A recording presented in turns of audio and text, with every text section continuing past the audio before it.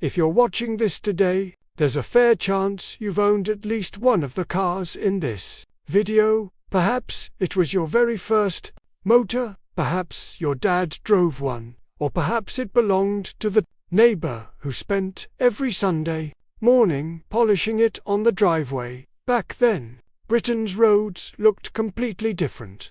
There were no towering SUVs, and certainly no touchscreens or sat-navs. Instead, every car seemed to have its own personality.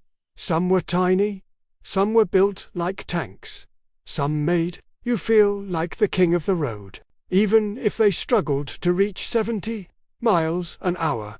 And the funny thing is, many of these motors disappeared so gradually that we barely noticed. One year they were everywhere, the next they'd almost vanished. Yet the memories never really left us tonight. We're taking a proper journey through Britain's motoring past, from the hard-working family cars to the unforgettable classics of the 1960s. And finally, the motors that ruled Britain's roads during the 1970s. Here's the challenge. How many of these classic British cars do you remember? Keep a little score as we go along. Maybe you'll recognize 10, perhaps 20, or if you've been around Britain's roads for as long as some of our viewers, you might remember nearly all of them. And when we reach the end, let us know your score in the comments. I'd genuinely love to know which one brings back the strongest memories right then. Let's wind the clock right back to the 1950s. Start with one of Britain's greatest success stories, the Morris Minor. If you grew up during the 1950s or 60s, chances are you saw dozens of them. Every single day they were outside schools, outside factories, parked neatly outside rows of terraced houses. The Minor wasn't bought to impress anyone, it was bought because it simply worked. It started on cold mornings, it carried the shopping, it squeezed the family inside somehow, and if something went wrong, most owners had a fair idea how to fix it themselves. That's one reason people became so attached to them.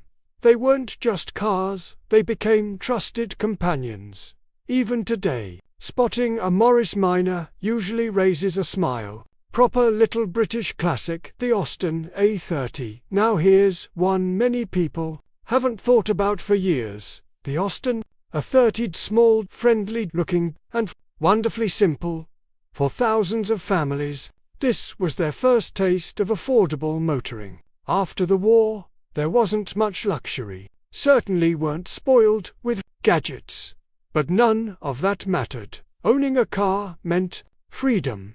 Weekend drives into the countryside, trips to visit relatives, packing a picnic into the boot, and heading for the seaside. For many people, those memories are worth far more than the car itself. The Austin A35. The Austin A35 quietly improved everything people liked about the A30. It looked smarter, it drove better, and buyers loved its reliability. If you learned to drive in one, you're certainly not alone. Driving instructors across Britain relied on the A35. Its controls were simple, its size made it easy to handle, and because it was cheap to run, it became a favorite with families too. These days they're increasingly rare, but those who remember them usually do so with great affection. The Ford Popular 100. Now this really was basic motoring. The Ford Popular wasn't packed with luxuries. In fact, compared with today's cars, it was positively Spartan. That's exactly why people loved it. It was affordable, dependable, and it helped thousands of British families own their very first car. Many owners weren't interested in fancy features, they simply wanted something that would get them to work every morning, and the Popular did exactly that. Cheap to buy, cheap to repair, built with proper honesty. Ford Anglia 100 EB. Before the famous angled rear window arrived, there was the earlier Ford Angled, neat, compact, and instantly recognizable. For many young couples during the 1950s, this was the car they dreamed of owning. Not because it was glamorous, but because it represented independence, the freedom to go wherever you pleased, without waiting for the bus or catching the train. Back then, that was a wonderful feeling. Now, how are you getting on? Have you recognized everyone so far? Or has one already brought back memories you hadn't thought about for years? Don't worry, we've still got plenty more to come, and I suspect the next few will be even more familiar. Rover P4 had a reputation unlike almost any other British car. Solid, comfortable, respectable, it became the choice of doctors, solicitors, and successful businessmen. Many people nicknamed it Auntie Rover, not because it was dull, but because it felt dependable. Sort of motor that would never let you down. The doors closed with a reassuring clunk. The seats were wonderfully comfortable, and everything about it felt built to last. You didn't buy a Rover P4 to show off. You bought it because you'd earned it. The Jaguar XJ6. Now we're talking about something rather special. The Jaguar XJ6 wasn't a common sight, but when one passed by, people noticed. Long bonnet, wire, wheels, beautiful curves. It looked fast even when standing still. For many young lads growing up during the 1950s, this was poster on the bedroom wall material. Few could afford one, but plenty dreamed about it. And sometimes dreaming was half the fun. The Jaguar MKV-iiif success had 4 wheels. During the 1950s, it often looked like the Jaguar MKV-ii, large, elegant, and surprisingly quick for such a substantial motor. Business owners admired them, professionals aspired to them, and ordinary motorists couldn't help slowing down for a proper look whenever one drove past. Even today, they carry an air of quiet confidence that's difficult to match. The Humber Hawk doesn't always get the recognition it deserves, but during the 1950s, it was a familiar sight. Comfortable enough for long journeys, spacious enough for growing families, and respectable enough for business use. Many people remember them as proper British saloons, the sort of car your local bank manager might have driven, or perhaps the headmaster at school. They represented steady success, not flashy, simply dependable. The Hillman. Minx. Ask many people about the Hillman Minx, and the first thing they'll mention is just how many there seemed to be. The Minx quietly became one of Britain's favourite family cars. Affordable, practical, and easy to live with. It carried children to school, parents to work, and families to the seaside. During summer holidays, like so many cars from this era, it wasn't trying to be exciting. It was simply trying to make everyday life that little bit easier. And it succeeded brilliantly.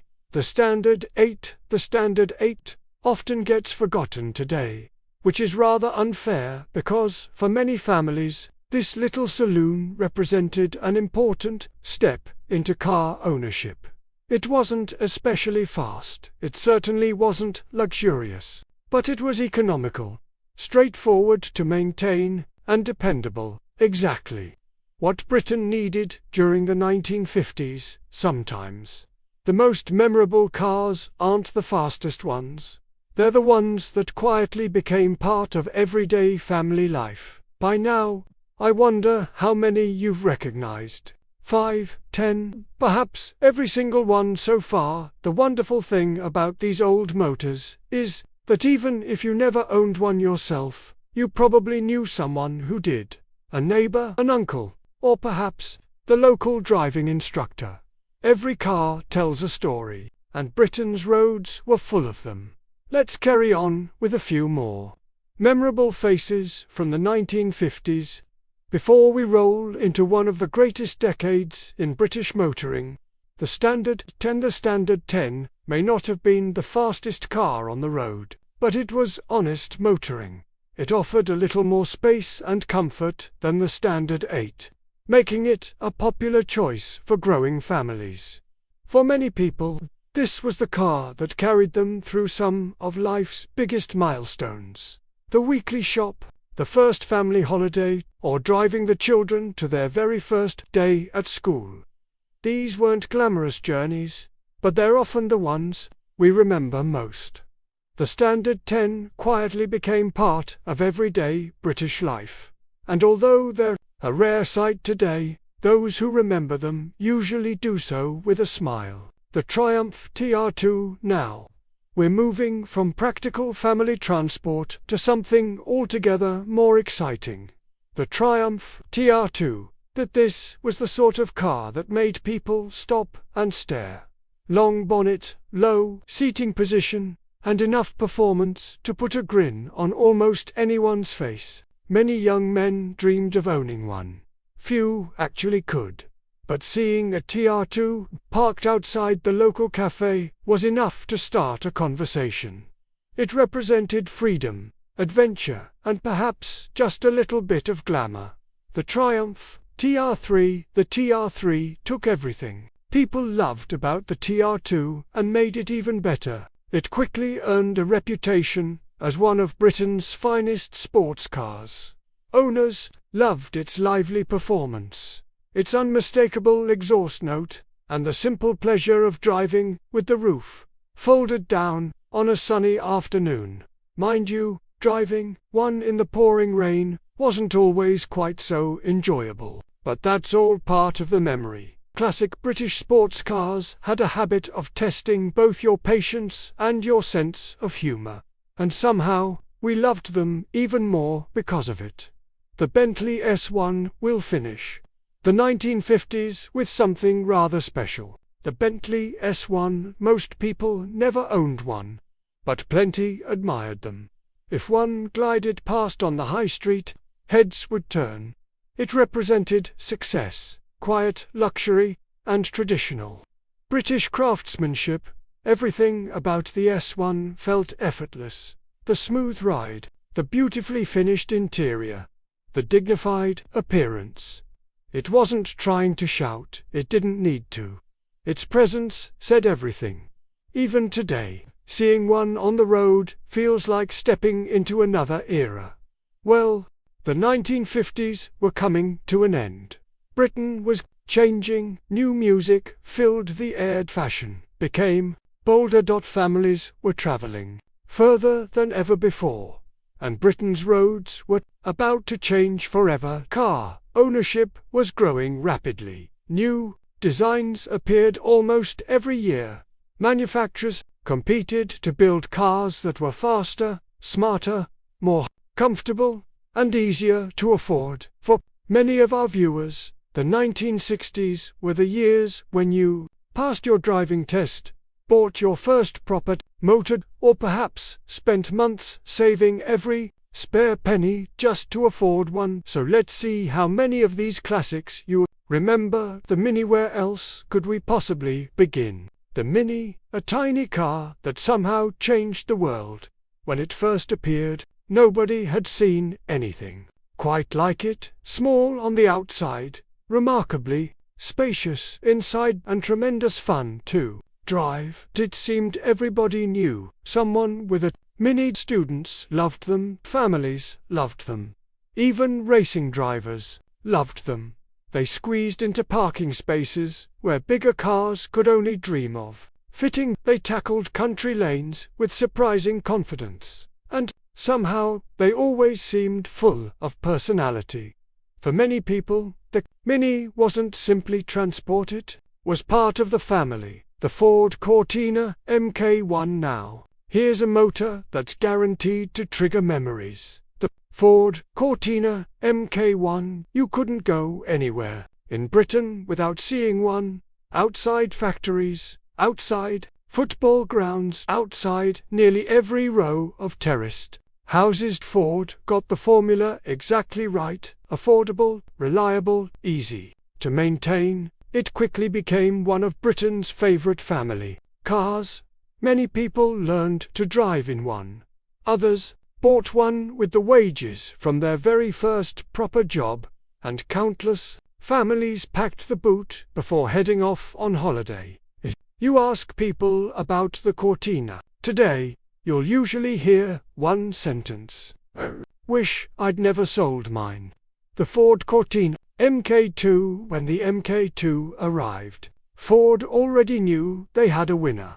The newer version looked slightly bigger, a little smarter, and even more practical. Sales exploded. For years, it felt as though every other driveway had a Cortina parked outside. They became company cars, police cars, family cars, even driving school cars. A proper all-rounder. Reliable enough for work during the week, ready for a run to the seaside at the weekend. No fuss, just dependable motoring. The Ford Anglia 105 now. This one is impossible to mistake. That famous rear window, leaning the wrong way. At first, people weren't quite sure what to make of it, but before long, it became one of Britain's most recognizable cars. The Anglia was cheerful, affordable, and wonderfully simple. Young families loved them.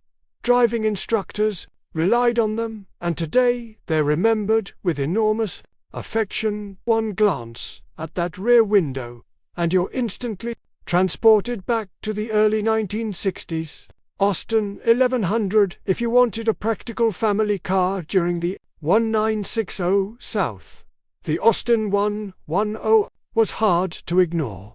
For several years, it became Britain's best-selling car. That tells you everything. It wasn't flashy. It wasn't especially sporty.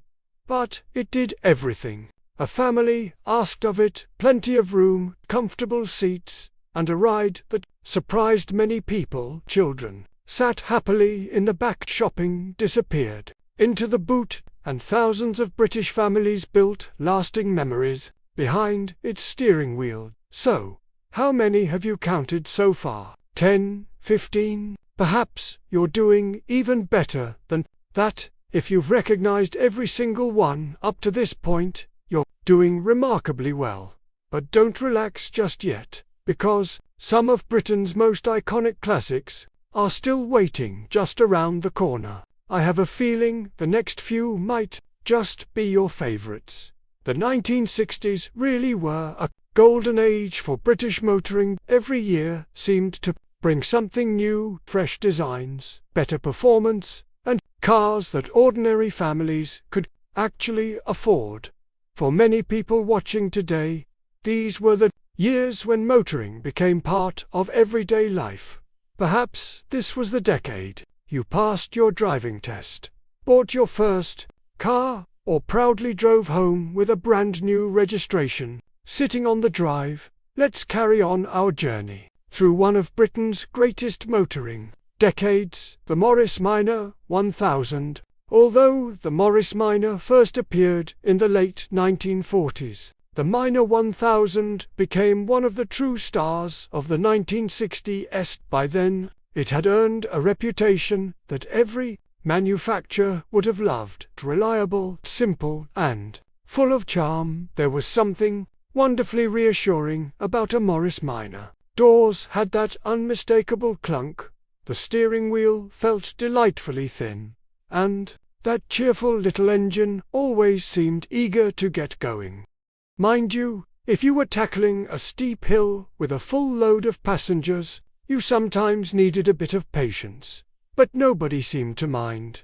The Minor wasn't about speed, it was about getting there. Together, thousands of families learned that some of life's happiest memories happened at 45 miles an hour. The Triumph Herald. Now here's a proper British favourite, the Triumph Herald. Its sharp styling made it stand out immediately, and thanks to its wonderfully tight turning circle, parking was far easier than many larger rivals. Owners often praised how easy it was to work on. Lift the bonnet, and there seemed to be space for everything. Weekend tinkering became almost part of owning a Herald. If something needed adjusting, many owners reached for the spanners rather than the telephone. Where different times cars invited you to understand them. Somehow that made the bond between owner and motor even stronger. The MGB FOR countless Britons. The MGB was the sports car that felt just within reach. It wasn't impossibly expensive, yet every journey felt like an occasion. Roof down, elbow resting on the door to winding country road ahead. Didn't have to be sunny all day, just a few dry hours were enough to convince owners to fold the hood back. Of course, being a British sports car, the weather often had other ideas. More than one owner has laughed about pulling over in a hurry as the rain suddenly arrived. But somehow, those stories have become some of the happiest memories of all. The Jaguar E-Type. There was one British car that made people stop in their tracks. It was the Jaguar E-Type. Even today, many people still call it one of the most beautiful cars ever built. Long bonnet, graceful curves, and performance that embarrassed far more expensive machines. For most people, owning one remained a dream. But seeing one was enough. Children stopped and stared. Adults admired it quietly, and every motoring magazine seemed to have one on its front cover. It wasn't just a car. It became a symbol of Britain's engineering at its very best. The Jaguar MK2. Now, here's a car with two very different reputations. Businessmen loved it. Police forces relied on it, and enthusiastic drivers couldn't get enough of it. The Jaguar MK2 managed to combine luxury with genuine performance. It felt refined when cruising through town, yet put your foot down, and it became an entirely different animal. Its polished wood dashboard, soft leather seats, and unmistakable grille gave it an air of quiet confidence. Even today, few classic saloons command quite so much respect. The Rover P5 became the choice of people who appreciated quality rather than showing off. Cabinet ministers drove them. Senior business figures admired them, and they quickly earned a reputation for comfort that bordered on legendary. Open the heavy door, settle into those broad seats, and you immediately understood why owners stayed loyal for so many years. This wasn't a car built for speed. It was built for covering long distances without arriving tired.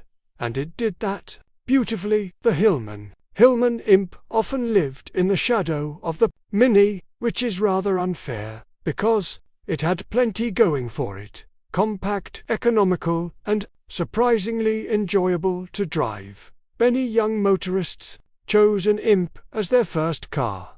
It was cheap to insure, cheap to run, and just the right size for gaining confidence behind the wheel. Of course, like many British cars of the era, it had its little quirks, but owners usually forgave them. That's the funny thing about classic cars. Their imperfections often become the very things we remember most fondly. We're making good progress now, but don't stop counting. Biggest nostalgia triggers are still to come, and once we reach the 1970s, I think many of you will spot the very cars you drove to work, took on family holidays, or perhaps wish were still sitting in your garage. Today, let's keep going. The Sunbeam Alpine. There was something wonderfully elegant about the Sunbeam Alpine. It wasn't loud, it wasn't outrageous, it simply looked right, with the roof folded away and the sun shining. Few British sports cars captured the spirit of the 1960s quite so well. Weekend drives suddenly felt special. Even a short trip to the coast became an adventure. Owners still talk about those carefree summer evenings, the smell of fresh-cut grass, the sound of birdsong, the gentle burble of the engine as the miles drifted By those are memories that never really fade. The Lotus Cortina. At first glance, it looked like an ordinary Cortina. Look a little closer, and you realized it was anything but ordinary. The Lotus Cortina brought racing pedigree to Britain's roads. It was quicker, sharper, and far more exciting than anyone expected. From a family saloon, young enthusiasts dreamed about owning one, and if one appeared in your local high street, people couldn't help taking a second look. Today, they're among Britain's most desirable classics. But back then, they were simply thrilling cars to drive. The Triumph Spitfire finished the 1960s with one of Britain's best little sports cars. The Triumph Spitfire. Affordable enough for ordinary people, stylish enough to make every drive feel like an occasion. Owners loved its long bonnet and lively handling. No, it wasn't the fastest sports car on the road, but it didn't need to be. The joy came from the experience itself. Roof down, a warm summer evening, perhaps heading towards the coast with nowhere in particular to be. Sometimes that's all you needed. Spitfire reminded people that driving could simply be fun, and that's exactly why so many are still loved today. Well, we've reached the end of the 1960s.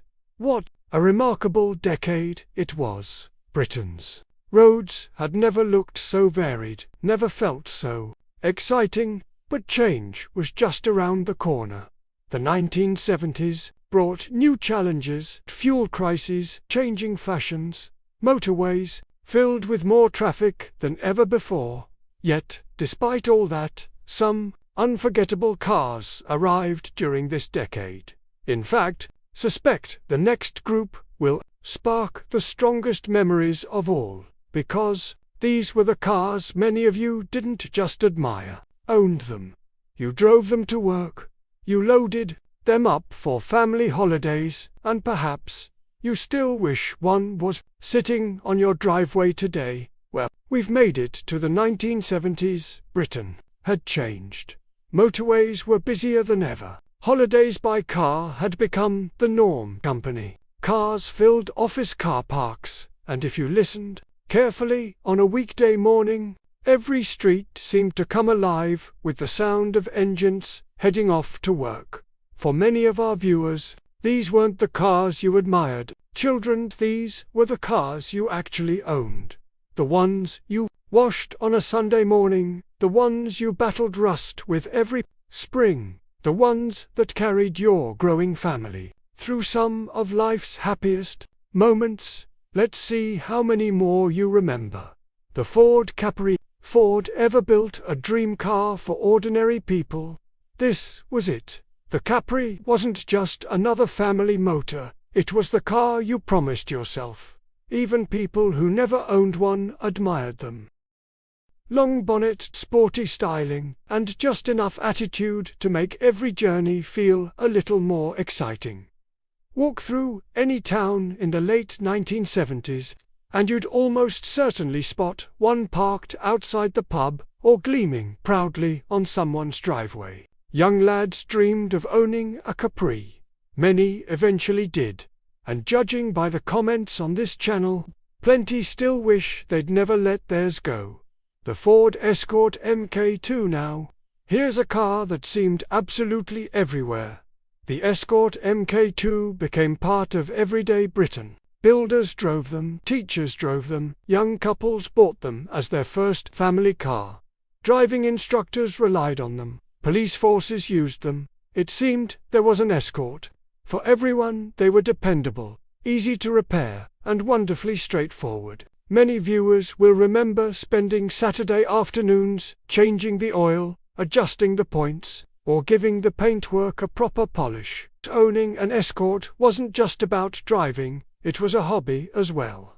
The Rover SD1. When the Rover SD1 appeared in 1976, it looked like the future had suddenly arrived. Compared with many other cars on the road, it was positively space-age. The sleek shape, the large tailgate, the low driving position. Everything about it felt modern. If you were fortunate enough to own the V8 version, you really had something rather special. Traffic officers loved them, businessmen admired them, and everyone else slowed down for a proper look as one drove past. Even today, the SD1 still looks remarkably fresh.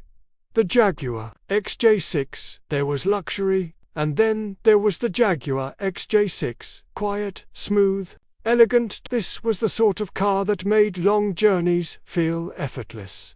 Open the door, and you were greeted by polished wood and soft leather.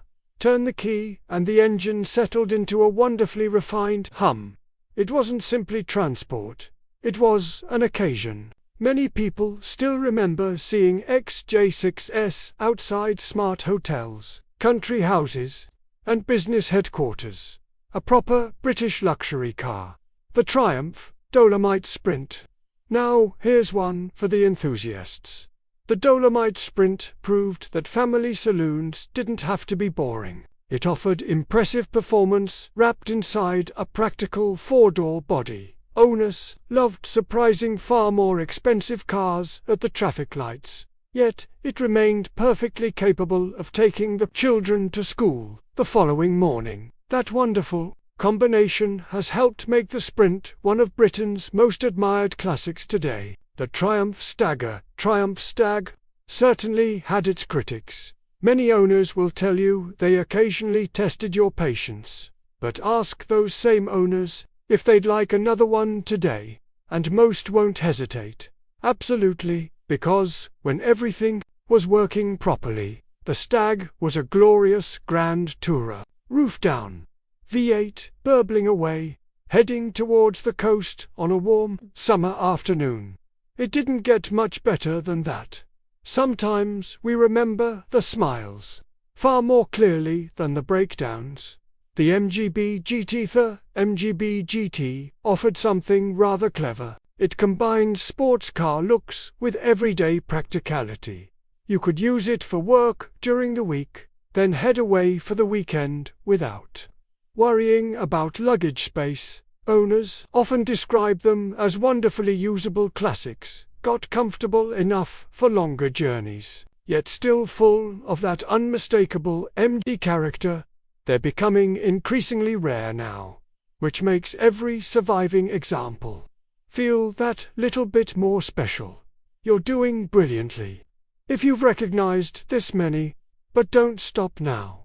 We've still got some of Britain's most talked about cars waiting just ahead, including one that people loved to joke about, yet today draws crowds wherever it goes. Let's see if you remember these.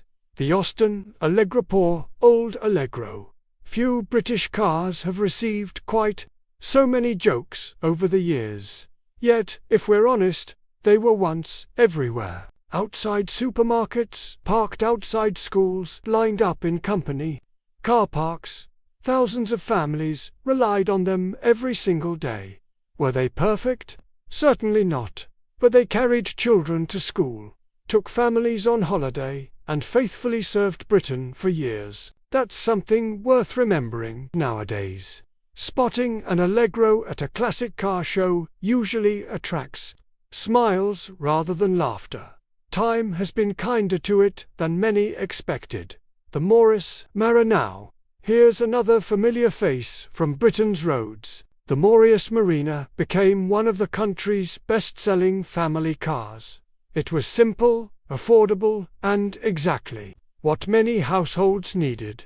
You'll probably remember seeing rows of Marinas parked outside factories and offices. They became part of everyday working life. Like so many cars of the era, they weren't bought to become classics. They were bought to be used, and used they certainly were. The Triumph TR7. The TR7 looked unlike anything Triumph had built before. Its wedge-shaped styling divided opinion from the very beginning. Some people loved it, others weren't quite convinced. But one thing nobody could deny: it stood out. Today, Many enthusiasts appreciate it far more than buyers did back then. Sometimes a car simply needs a few decades before people truly understand it. The Lotus Esprit F, the Rover SD1 looked futuristic. The Lotus Esprit looked as though it had landed from another planet. Sharp lines, low profile, and unmistakable presence. Many youngsters first fell in love with the Esprit after seeing it on the cinema screen. For countless enthusiasts, it became the ultimate bedroom wall poster. Few people ever owned one, but almost everyone admired it. The Reliant Scimitar GTA. Here's something wonderfully different. The Reliant Scimitar GT refused to follow fashion, part sports car, estate, entirely unique. Owners appreciated having performance without sacrificing practicality. Was unlike anything else on British roads, and perhaps that's exactly why it's remembered so fondly. Today, the Jensen Interceptor always felt rather exotic. Its elegant bodywork hid a mighty V8 beneath the bonnet. Long-distance journeys became effortless. Motorways seemed to disappear beneath its wheels. It wasn't a car you saw every day, which made spotting one all the more memorable. Even now, hearing that deep V8 rumble turns plenty of heads. The Range Rover will finish with a car that quietly changed the future. The original Range Rover. Today, luxury SUVs are everywhere. Back then, there was nothing quite like it. It could tackle muddy farm tracks during the week, then pull up outside a smart hotel at the weekend without looking out of place. Comfortable, capable, and unmistakably British. Few people realized they were witnessing the birth of an icon. Well, how many did you recognize? 10, 20, 30, or perhaps every single one? The wonderful thing about these old British cars isn't simply how they looked, it's the memories they carry. They remind us of first driving lessons, first jobs, first dates, family holidays packed to the roof, rainy nights on the M1, sunny afternoons at the seaside, and Sunday mornings spent washing the car while the neighbors did exactly the same. These weren't just machines, they became part of our lives, part of our families, and part of Britain's story. That's why, decades later, we still smile when we see one rumbling past at a classic car show.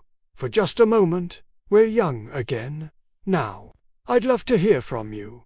How many of these classic British cars did you remember? Was it 10, 20, 30, or did you recognize nearly every one? And here's another question. Which one was your very first car? Tell us in the comments. I read every single one, and your stories are often the best part of these videos. There's always someone who says, "That was my first motor," or "My dad drove one of those for 20 years." And it's those memories that make this community so special. If this journey down Britain's memory lane brought back a smile, I'd really appreciate it if you gave the video a like. It helps more people discover these wonderful stories and keeps the memories of Britain's classic cars alive. And if you enjoy nostalgic trips through Britain's motoring history, forgotten facts, and the cars that shaped generations, don't forget to subscribe. There are plenty more journeys down memory lane still to come. Until next time, take care, thanks for watching, and keep those wonderful memories alive.